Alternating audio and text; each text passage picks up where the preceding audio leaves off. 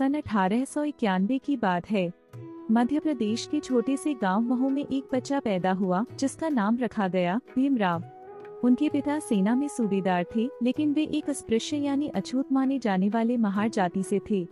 समाज में इस जाति को बहुत ही नीचे दर्जे का समझा जाता था। भेदभाव इतना अधिक था कि उन्हें मंदिर में प्रवेश, कुएं से पानी लेने या स्कूल में समान व्यवहार तक का अधिकार नहीं था। जब भीमराव स्कूल गए तो उन्हें बाकी बच्चों के साथ बैठने नहीं दिया जाता था। वे कक्षा के बाहर जमीन पर बैठकर पढ़ते थे और जब प्यास लगती तो कोई ऊंची जाति का बच्चा या नौकर उन्हें दूर से पानी देता। कई बार तो उन्हें पूरा दिन बिना पानी के गुजारना पड़ता। इतनी कठिनाइयों के बावजूद भी भीमराव का मन पढ़ाई में बहुत लगता था। जब कोई शिक्षक उन्हें पढ़ाता नहीं था तब वे खुद ही किताबों से सीखते थे। उन्होंने ठान लिया था कि धीरे धीरे वे आगे बढ़े। भीमराव ने मैट्रिक की परीक्षा पास की, जो उस समय किसी दलित के लिए बहुत बड़ी उपलब्धि थी।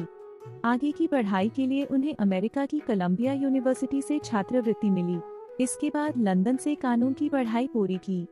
जब भीमराव भारत लौटे तो उन्होंने देखा कि समाज में जातिगत भेदभाव अब भी वैसा ही है। उन्होंने अपने अनुभवों और ज्ञान के आधार पर सामाजिक आंदोलन शुरू किए। उन्होंने दलितों को संगठित किया, उन्हें शिक्षा, आत्मसम्मान और अधिकारों के लिए जागरूक किया।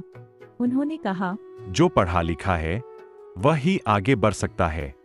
जो आगे बढ़ा है वही दूसरों को रास्ता दिखा सकता है। भीमराव ने कई आंदोलनों का नेतृत्व किया, जैसे महार सत्याग्रह, जिसमें उन्होंने दलितों को पानी के अधिकार दिलाने के लिए लड़ाई लड़ी और दलितों के लिए स्कूल व छात्रावास बनवाए। उन्होंने स्वतंत्रता आंदोलन में निचली जाति को केवल अंग्रेजों से ही नहीं बल्कि सामाजिक बुराइयों और भेदभाव से भी आजाद किया।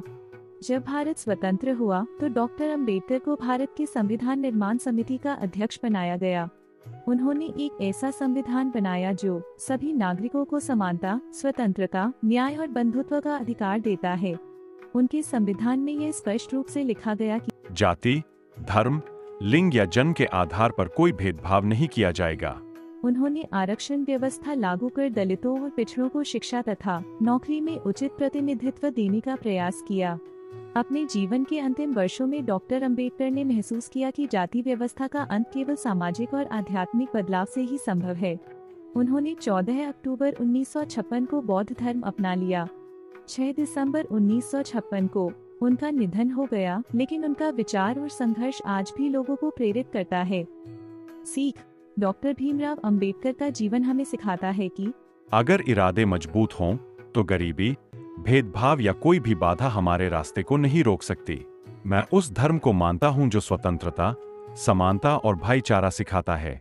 अगर आपको यह वीडियो अच्छा लगा हो तो कृपया करके चैनल को सब्सक्राइब करें, लाइक